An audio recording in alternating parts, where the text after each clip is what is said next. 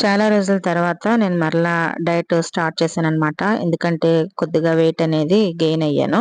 అందుకని చెప్పి ఎర్లీ మార్నింగే బ్రేక్‌ఫాస్ట్ కోసం ఒక బౌలు ఇలా స్ప్రౌట్స్ అయితే తీసుకున్నాను. క్యారెట్, కీరాతో ఇలా హాఫ్ బాయిల్ చేశాననమాట స్ప్రౌట్స్ అనేవి. ఇలా ఒక బౌల్ తీసుకున్నాను. అలాగే ఒక ఫ్రూట్ ఏదైనా ఒక ఫ్రూట్ తీసుకొచ్చండి. నా దగ్గర పపాయ అవైలబుల్ ఉంది కాబట్టి పపాయ స్లైసెస్ ఒక 3 తీసుకున్నాను చిన్న చిన్నగా కట్ చేసుకొని. ఇక ఆఫ్టర్‌నూన్ లంచ్‌కొచ్చేసి ఈ విధంగా ఒక పెద్ద కప్‌తో చిక్కుడుకాయ కర్రీ, అలాగే చిన్న కప్‌తో ఒక కప్ ఆఫ్ రైస్, అలాగే ఒక కప్‌లో పెరుగు, సలాడ్, అలాగే బాయిల్డ్ ఎగ్, ఒక రోటి పచ్చడి. ఇవన్నీ కూడా తీసుకున్నాననమాట. ఈ విధంగా తీసుకున్న తర్వాత నేను గోరువెచ్చని నీళ్ళైతే ఒక గ్లాస్ తాగానండి. ఇలా తాగడం ద్వారా త్వరగా డైజెషన్ అయిపోతుంది. అలాగే ఈవినింగ్ 6:30 లోగా డిన్నర్ ఫినిష్ చేసేయాలనుకున్నాను. ఇదిగోండి ఇలా కార్న్, అలాగే చిలకడ దుంప, క్యారెట్, బీట్రూట్, బీన్స్ ఇవన్నీ కూడా బాయిల్ చేసి తీసుకున్నాను.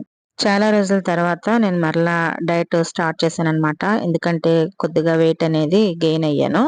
అందుకని చెప్పి ఎర్లీ మార్నింగే బ్రేక్‌ఫాస్ట్ కోసం ఒక బౌలు ఇలా స్ప్రౌట్స్ అయితే తీసుకున్నాను. క్యారెట్, కీరాతో ఇలా హాఫ్ బాయిల్ చేశాననమాట స్ప్రౌట్స్ అనేవి. ఇలా ఒక బౌల్ తీసుకున్నాను. అలాగే ఒక ఫ్రూట్ ఏదైనా ఒక ఫ్రూట్ తీసుకొచ్చండి. నా దగ్గర పపాయ అవైలబుల్ ఉంది కాబట్టి పపాయ స్లైసెస్ ఒక 3 తీసుకున్నాను చిన్న చిన్నగా కట్ చేసుకొని.